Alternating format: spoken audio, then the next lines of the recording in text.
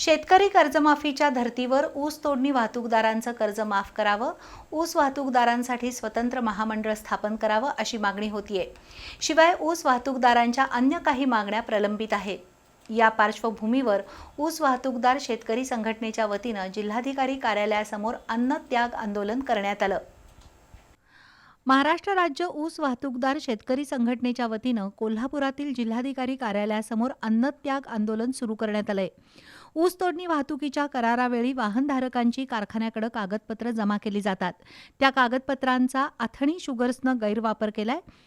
वाहतूकदारांच्या नावावर विविध बँकांमधून वेगवेगळ्या योजनांखाली कर्ज उचलली आहेत. त्यामुळं साखर कारखाना प्रशासन आणि बँकांच्या व्यवस्थापनावर गुन्हे दाखल करावेत.